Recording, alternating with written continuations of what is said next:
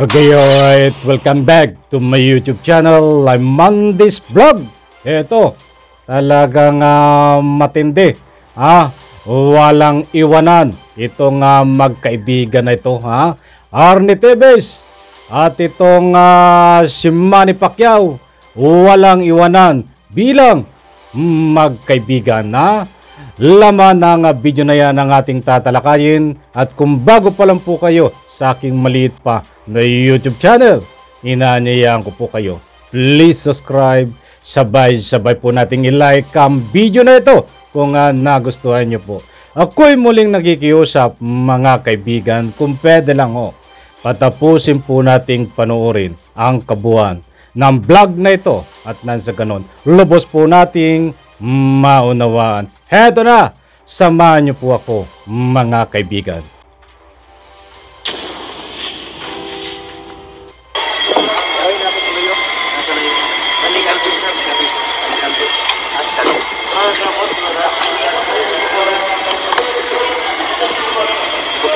Puti sa ganun buti.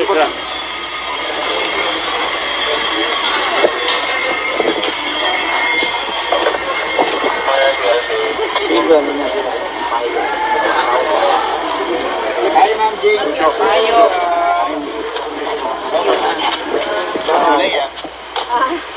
Feel venti. Oh, hi, Ma'am.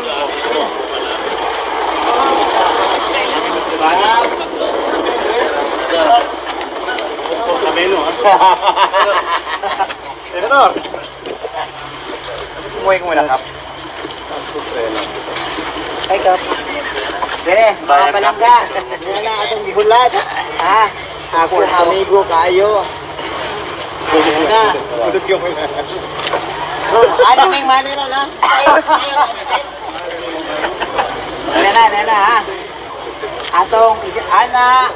Dayong anak. Yan. Dan, basta. Okay na. Pwede sabay na lang. Nakagano na lang. Pero kami. Ano? Anak.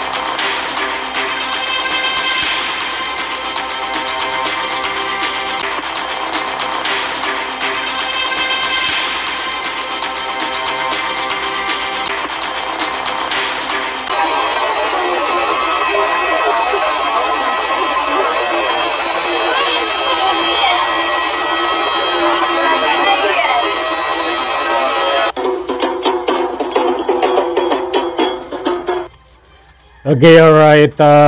Maliwanag po mga kaibigan ng napanood nyo diyan sa ruling ng video. Matindi, no?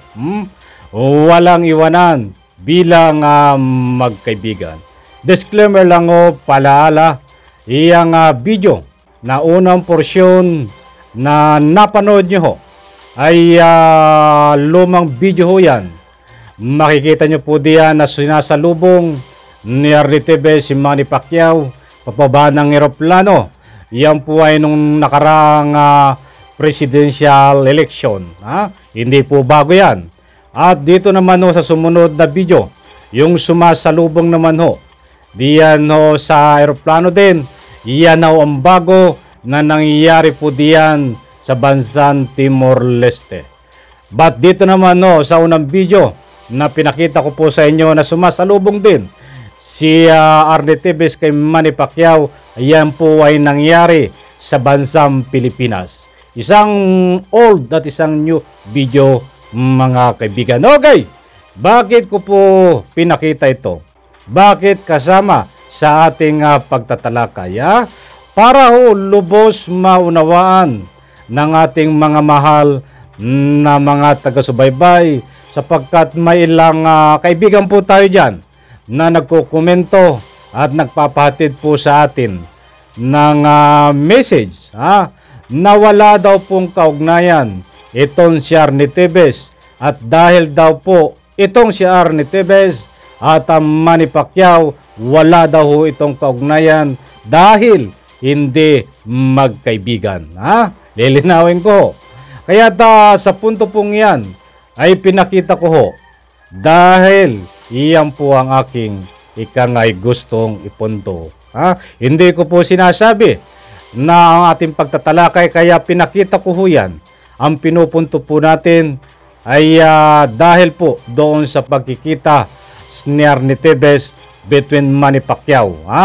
Ayan po ay gusto ko lang pong ipaliwanag na sila po ay magkaibigan pa noon pa man. Maliwanag po sa mga hindi nagsasama nga nagko-komento na ating mga mahal na kaibigan, hindi po natin masisisi. At baka nga hindi po nila alam na sila po noon pa man ay magkaibigan na, may ugnayan, hindi pa wanted noon si Arnie Tevez sa pagpaslang di umano dito sa kaso ng Digamo case at pagiging isang terorista. Okay, maliwanag po, palakpakan.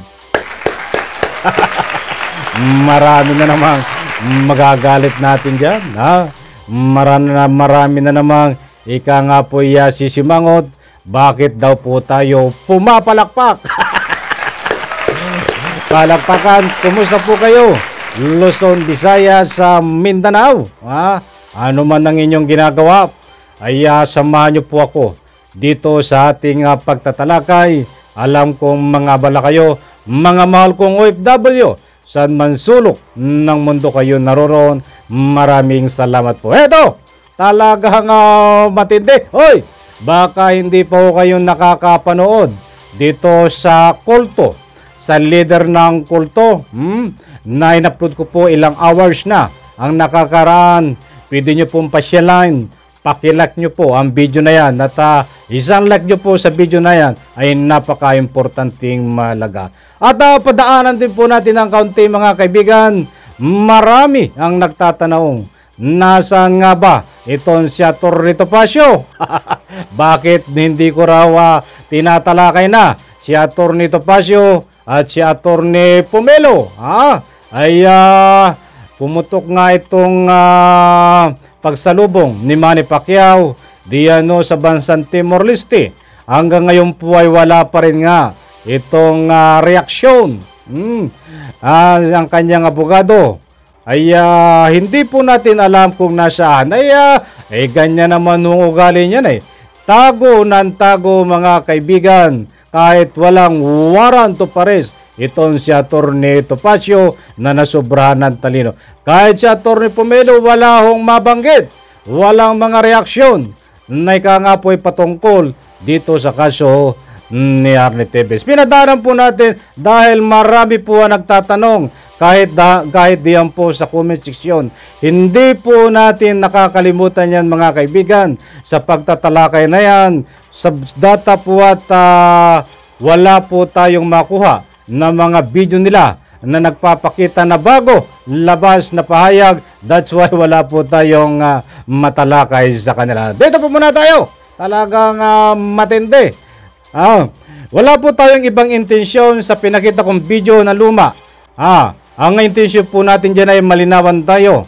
Lalong-lalo na po itong hindi man nakakaalam na sila Manny Pacquiao at Arnie Tevez noong pa man ay mayroon pong kaugnayan. Yun lang po ang gusto kong ipunto diyan. But kung mapapansin nyo po, dire-diretso na natin. Bigyan po natin ng kaunting diin ito. At kung mapapansin po natin, kung susuriin po natin yung video, ay mayroon po silang pagkakahawig.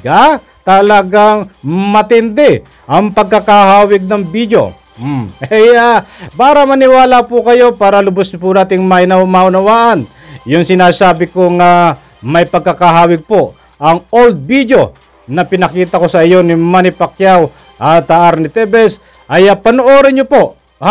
At saka ito bago nasa bansang Timor-Leste. Kung mapapansin nyo po doon sa unang video ay sinalubong ni Arnie Tevez. Ang pagkakaiba lang ay diyan sa bansang Pilipinas, di ba?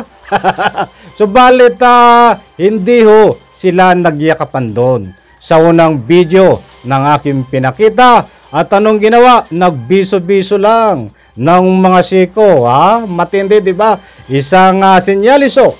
Yung pagbiso-biso nilang ng mga siko ay walang iwanan bilang magkaibigan. Dito naman sa pangalawang video, kung susuriin na bagong video na nangyayari po diyan sa bansang Timor-Leste. Nako po, ang nakita nyo kaya muli kong pinakita ay ang pagkakaiba naman, sila ay nagyakapan. Di ba? Nagyakapan sila at halos nga ay tumuluan luha. Ay parang kung makikita nyo po dito sa video nila sa bansang Timor-Leste ay talagang hindi natin malaman dito kung sino ang panauhing pandangal. Suriin nyo po, naglakad po yung dalawa, si Arnie Tevez at itong si Manny Pacquiao. May banda pa. May banda. Inakbayan pa ni Manny Pacquiao. Makikita po sa rolling ng video. Ay hindi po natin malaman diyan kung sino ang talagang po guess ang panauhing pandangal. Sapagkat dalawa sila sinasalubong, di ba? Ay alam po naman natin na talagang si Manny Pacquiao ang po panauhing pandangal diyan. But kung bigla mo mapapanood ito, ay hindi mo malalaman sa dalawa. At kung wala kang kinalaman kung sino ang naimbitahan, ay magkakamali ka po at magdududa sa dalawa kung sino ang panauhing pandangal. Ganyan po katindi, ay wala tayong gagawa. Diyan po sa comment section, marami ang nagbibigay ng public opinion na sila daw ay hindi naniniwala sa aking pagtatalakay na sinabi ko diyan na walang kinalaman si Manny Pacquiao. Hindi raw po nag-usap, mga kaibigan, between Manny Pacquiao at Arnie Tevez diyan sa pagpunta sa Timor-Leste. Nire-respeto po natin, mga kaibigan. At sapagkat ayon sa ating pinakitang video, kahit sa lahat po ng mga istasyon ay may pinalabas po tayong katunayan na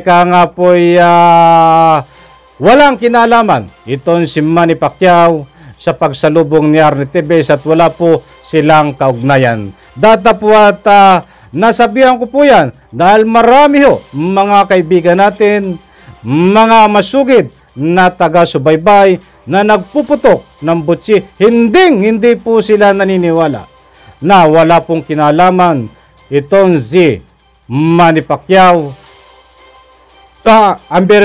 Walang kinalaman itong si Arnie Tevez. Ibig kong sabihin, hindi daw sila nag-usap, mga kaibigan.